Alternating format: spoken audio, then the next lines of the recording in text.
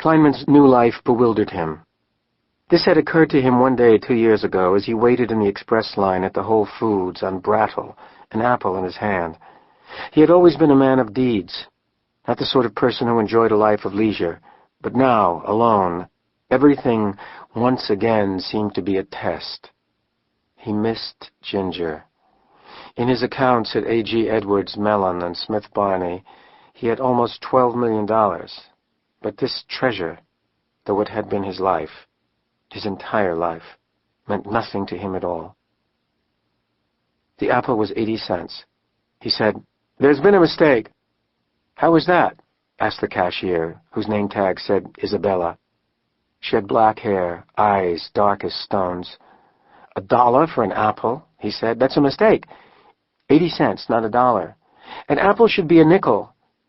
And the streets should be safe for children." She had Latin vowels, but perfect English, a small flash of silver in her teeth when she smiled. Kleinman wanted her to keep talking. He laughed. "Yes," he said, "but for now we have the problem of the apple." "I'll call my team leader if you'd like, sir." "No, don't do that." The man behind him, he was a lawyer, Kleinman could see, tailored gabardine pants, suspenders, said, "Sir, I'll buy you the apple." "No, thank you," said Kleinman. "Look, old man, I'm in a hurry." Kleinman said, "On second thought, yes. Call the manager." "For Christ's sakes," said the lawyer. "The lovely sound of your voice," Kleinman said to Isabella, "and your lovely name. Where are you from?" "Old man, there's a long line here, for Christ's sakes." "And you got behind a slow truck, young fella." "The West Indies," said Isabella. The vowels flew from the tip of her tongue like seeds. "Where in the West Indies?" "The rudeness," said a woman farther back in line. "Sorry, everybody," Isabella said, smiling shyly. Kleinman turned his back to the line. "I was there once," he said. 10 years ago, I think it was. Beautiful. The west coast of Barbados. Which island are you from?" "Christ almighty," said the lawyer. "I don't believe—" "Very good," she said. "Most people here don't even know what the West Indies are." Kleinman looked again. Undoubtedly an intelligence behind the eyes. He took a $100 bill from his wallet.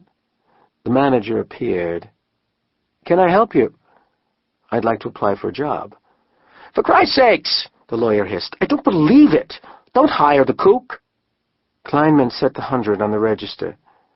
"There," he said to the lawyer. "It was worth your weight. Your groceries are paid for." He looked for the woman who'd called him rude. "Yours too," he said. The manager said, "You're sure you need a job here?" Kleinman said, "Dead sure." The manager led him to the back, past an old man in line, who set his frozen dinner on the floor to clap for him. Kleinman bowed. In the rear office, he was left at a linoleum desk, where he filled out the forms. Under experience, he wrote, "Founded and ran the largest brewery in the state of Pennsylvania, and 11th largest in the United States." For age, he considered his options, then wrote 61. Under available hours, he wrote all. The manager came back in and looked over his sheet. "Why do you want to be part of the Whole Foods team?" "That's a reasonable question," Kleinman said. "But what does it matter?" "Pardon?" "Life is for the living," Kleinman said. "A gift." "I'm bored." "We emphasize customer service here. That's the Whole Foods way. And mine too, incidentally. That's how I built my business. We start with the trial period. Make sure you fit in with your service team and vice versa, of course. 3 weeks. Just give me my helmet, coach."